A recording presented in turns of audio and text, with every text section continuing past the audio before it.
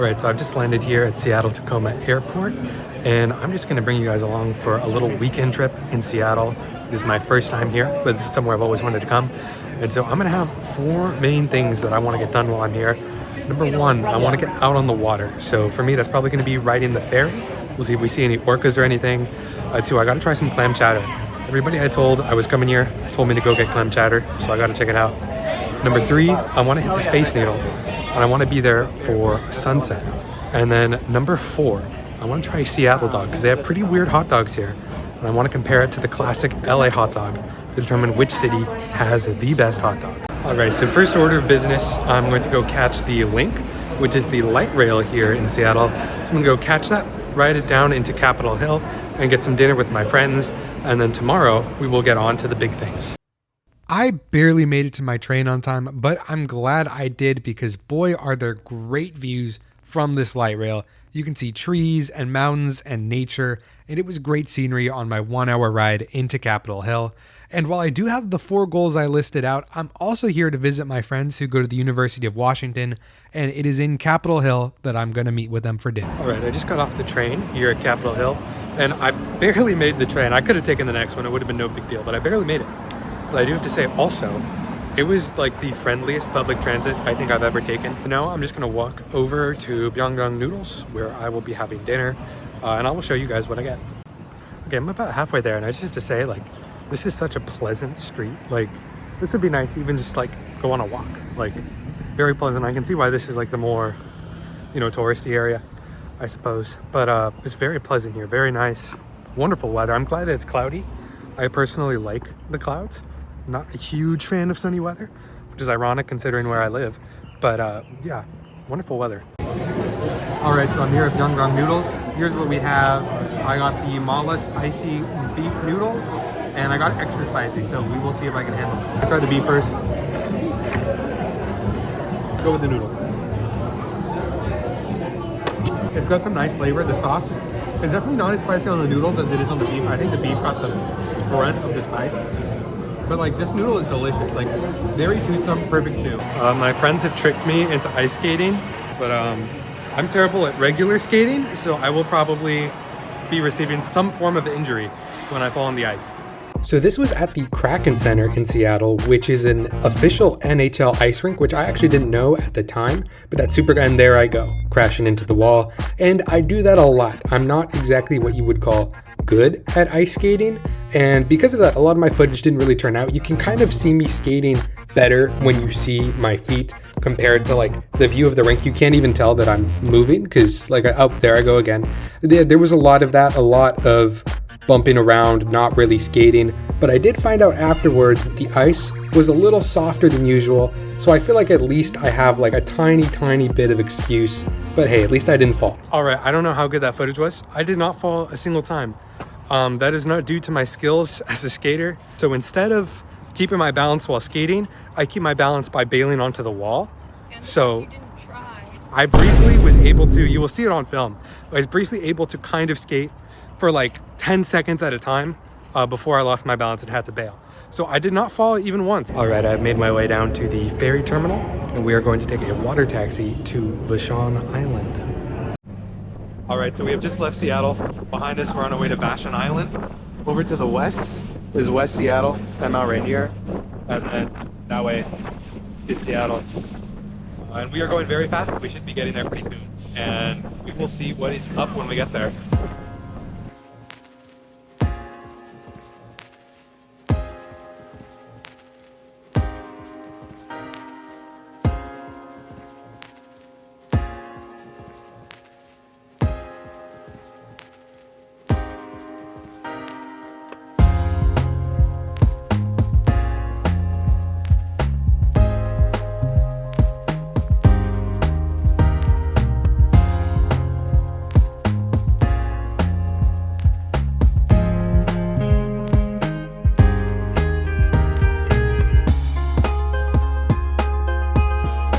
We just made it here to Vashon Island. I think I am going to go ashore and see if there's anything interesting, but then I will be getting back on, probably not this, but probably the next water taxi, and I'll be heading back to Seattle. I wasn't really expecting to go to the beach on this trip, but here I find myself on the beach. And what a beach to find myself on. This has got to be some of the clearest water I've ever seen, which probably came in handy for this heron that we spotted hunting for fish. I think at first it grabs a little bit of seaweed, but it does manage to catch a fish. And there is just magnificent nature in the background. The coastline with all of the trees is just so beautiful.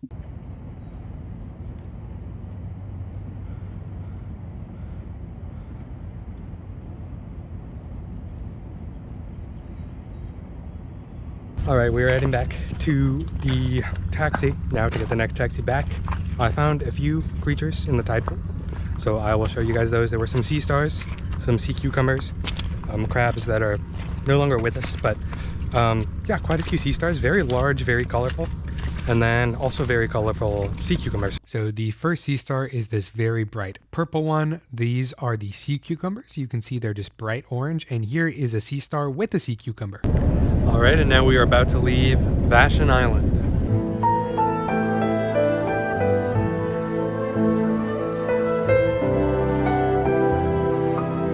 All right, I just got done with lunch, and now we are going to head to Pike Place and the aquarium. I absolutely love going to aquariums, and I heard from my friends that the Seattle Aquarium is a pretty good one, and boy was it. They had a lot of cool birds, diving birds, puffins, no penguins like the Long Beach Aquarium, but they did have a lot of cool fish. I really loved this dome room where the fish completely surround you. The aquarium actually does a lot of these really cool overhead exhibits like that. They had a brown fur seal, which was pretty cool, and they had otters, multiple kinds of otters. They had sea otters and river otters, and I actually was a little ignorant. I didn't know we had river otters in North America. I thought we only had them in South America, so it was really cool to see this river otter swimming about, but the Pacific Pavilion was even better.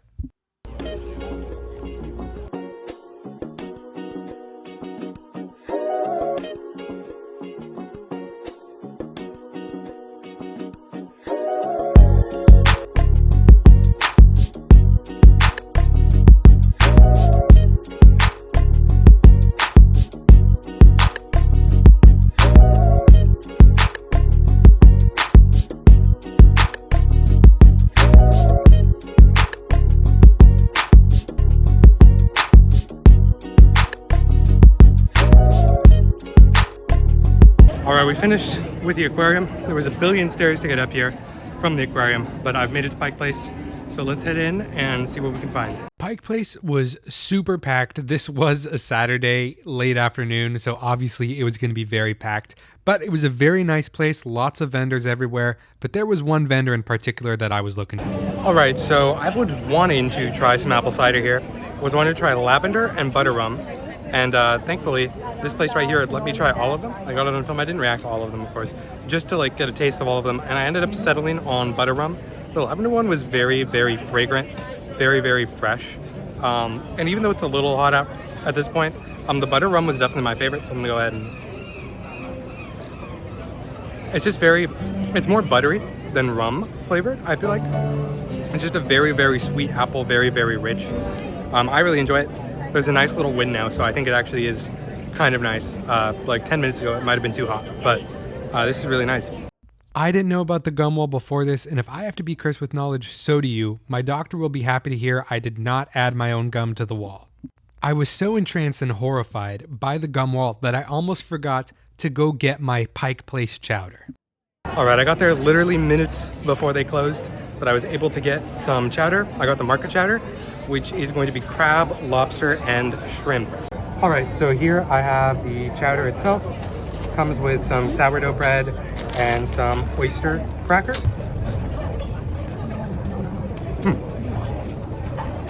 That is delicious. It's not too fishy. It's like an elevated clam chowder, but this is really good chowder. Like, I really like this flavor. I'm a crab fiend, and yeah, this is very flavorful, not too fishy, very good chowder.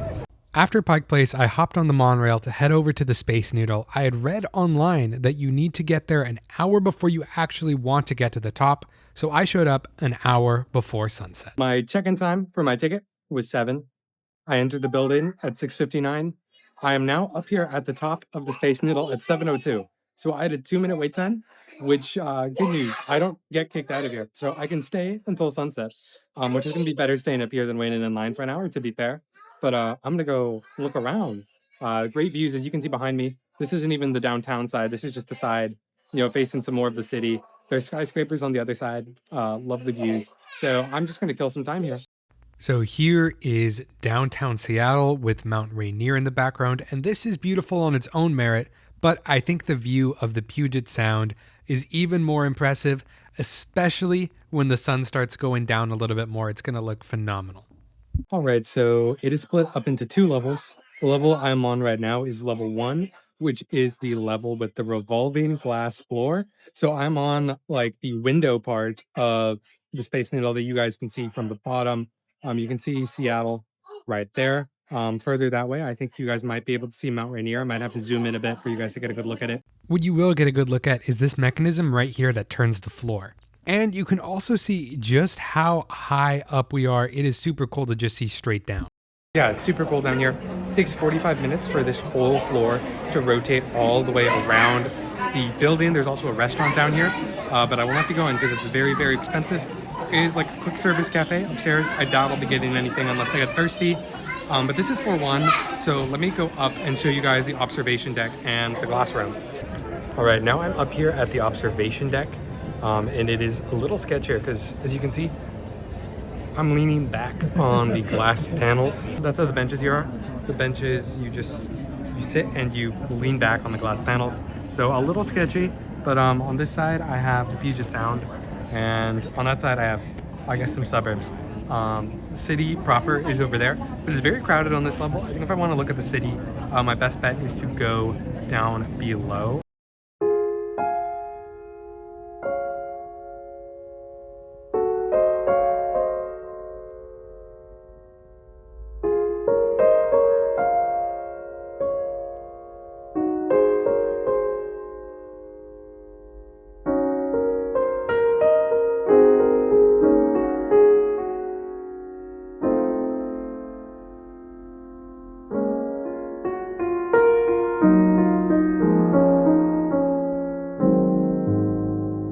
Heading down at about 10 miles an hour. Should reach the ground in about 42 seconds.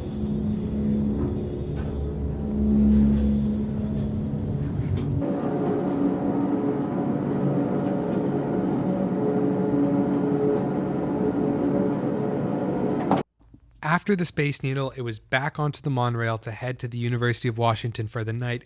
Speaking of which, I want to give a huge thank you to my friends for letting me stay with them. That's what made this trip possible. And it's been a trip that I've wanted to do for quite some time. And my friends being here finally gave me the reason to do it. Ever since I was a kid, I really wanted to come to Seattle, which I guess is kind of a funny place to really want to go to. But with all of the pop culture I was consuming, like Nirvana, grunge in general, Frasier, and I think the biggest reason, funny enough, was Phineas and Ferb. They come to Seattle quite frequently because of Peter the Panda. And if you are familiar with the whole Phineas and Ferb episode, Meepless in Seattle, then you would know exactly why I wanted to come here. The Chronicles of Meep, episode 40. Meep! Meepless in Seattle. But we're not done quite yet because there's still one more thing on my checklist that I need to check off, and that is comparing the Seattle dog to the LA dog. But to do that, we have to go back to LA first. All right, I'm here at my school, and there are a bunch of vendors behind me, including hot dog vendors. So we're gonna go get an LA hot dog.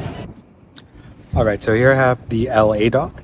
It is a sausage wrapped in bacon with mayonnaise, ketchup, grilled onions, and a grilled jalapeno. Normally, I see these going for 12 bucks, 12 to 13. Lots of times they set up outside of sports games. We have an event going on at my school, so the ones here at USC gave me this for 8 bucks. So 8 bucks is kind of a steal for LA. This is cheaper than usual. I do have to say, usually it's about 12 bucks. So I will keep that in mind when I compare this. But let's go ahead and try to pick this up. It's going to be a little soggy. Yeah. Okay, that is falling apart. Okay, half of the onions just fell out. I'm going to try to put some back on.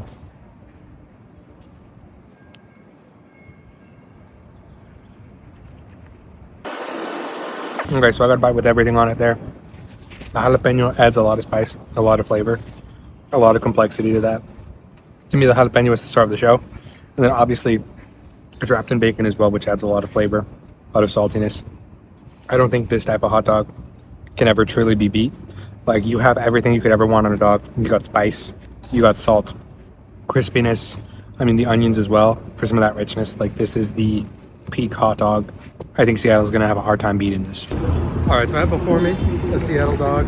I'm gonna go find a place to sit, and then we are going to test this against the tried and true LA dog. We'll see which city has the best hot dog for now and for eternity. This cost me $8. It's a lot bigger and it looks a little bit better than the LA dog did. All right, so here I have the full Seattle dog, which comes with obviously your sausage, caramelized onion, and cream cheese, which sounds crazy, but I actually think it could work.